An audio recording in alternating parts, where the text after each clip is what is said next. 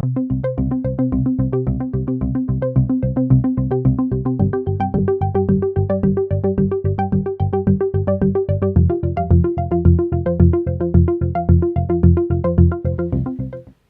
DESI is a process of support for research programs, and DESI brokers relationships between the research programs and mentors, and those mentors provide support for evaluation and communication for those researchers. DESI has particular flavors of evaluation and communication. So the evaluation is very much learning based. They're mentoring those research programs to better understand themselves, better understand their strategies, better understand their outputs and outcomes. And they use utilization-focused evaluation for that. And for research communication, they're supporting those research programs to better identify who they're trying to communicate to, for what purpose, and what strategies to use to influence those people. DESI stands for Developing Evaluation and Communication Capacity in Information Society Research. In our first phase, we provided capacity building in utilization-focused evaluation, an approach developed by Michael Quinn-Patton. UFI emphasizes use by primary users. We think of them as owners of the evaluation. We completed 5 evaluations and 5 case studies on that basis.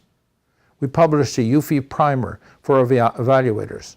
It is available for free from our website in English, French, and Spanish. It's a global project with mentors in every continent, 2 in Africa, 2 in Asia, and 2 in Latin America, that provide assistance to the Network Economies program of IDRC, which is a program that provides research support in open education, open science, and new areas of open development. We started our work by asking, how can one best provide training in evaluation? How to make the process useful for busy project managers? We then asked the same questions about training and communication. Over the past 7 years, we've provided mentoring in evaluation and communication for over a dozen international research projects. Their motivation, a desire to maximize the impact of their research. The one example we're sharing from Cambodia comes from Operation Asha, a project that implemented on an experimental basis a phone app to help maintain control over a tuberculosis campaign. The mentoring and evaluation and communication helped them figure out that they needed to communicate with their audiences and connect them early on. It helped them use evaluation findings through the process and adjust their strategy on the ground. So in a nutshell, the evaluation and communication support helped them become strategic, adaptive, and very nimble. Much of the research is exploratory, so some of the project outcomes are emergent, and the projects often need to adjust their strategy. 2 key characteristics are common to all of our project partners: the willingness to learn about their outcomes, and through DESI 2, we enable them to design their own evaluations to do so. 2, the commitment to share their research findings and maximize their impact in policy circles, with practitioners and other researchers.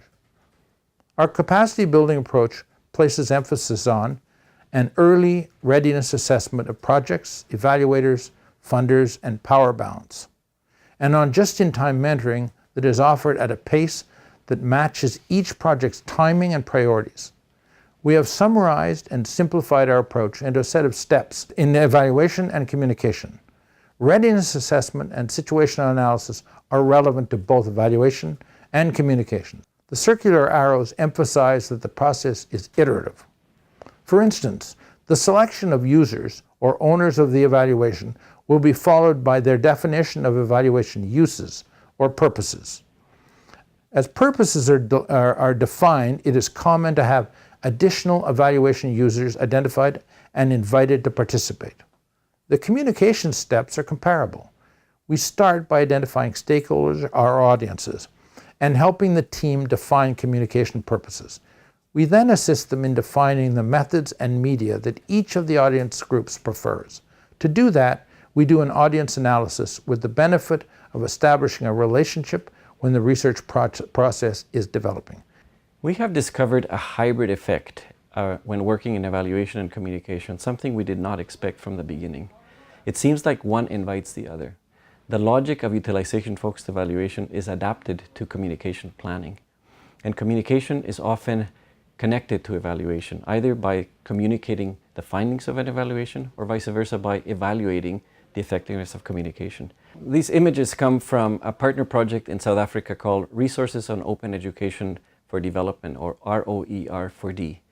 This project is providing support to global researchers in the area of open education. And you can see how they've been synthesized into one summary page that combines the evaluation aspects and the communication aspects into one single presentation. The format summarizes the main components of evaluation and communication: the why, the what, the who, and the how. From a capacity development perspective, we favor mentoring. We call it just-in-time mentoring, where our mentors and our partners were working together and learning together. The mentoring is very much a peer learning process. Our project support is delivered through regional mentors who are, in turn, learning themselves. Mentoring is key in the capacity building literature, especially the observation that pre-established blueprints tend to fail. On the basis of these experiences, we have arrived at a number of guiding principles. Utilization-focused evaluations is a decision-making framework. Research communication enhances use of findings for influence. Attention is paid to readiness from the beginning. Training is provided through demand, just-in-time mentoring. Course correction of project strategy is expected and planned. Utilization is the focus, from the initial project design to completion. A collaborative learning and reflective process is embedded. Participation and shared ownership are fundamental. The process builds individual and organizational capacity. Complexity and evolving contexts are addressed. So I think the thing for us as evaluators of DESI, the bit that was really interesting to us was this idea that the mentors would come along on a frequent, ongoing basis and work with researchers to get them to critically reflect on what they were doing and why they were doing it. Now, it's all hung on this utility-focused evaluation and research communication. But actually, at the essence of it, it's about actually stopping and thinking what you are doing and why are you doing it. For me also, the key bit is stakeholder engagement, for people to actually work out who they're trying to communicate their research to. So it's a very important step that they do the stakeholder mapping and then work out a strategy to actually engage with those people. Again, whether it is a focused evaluation that they're trying to communicate or whether it's their broader research. The added value of this combined approach is that it provides a decision-making framework to improve efficiency, use of the findings, and effectiveness, policy influence. A capacity building approach to adjust project strategies as conditions change during implementation to maximize impact.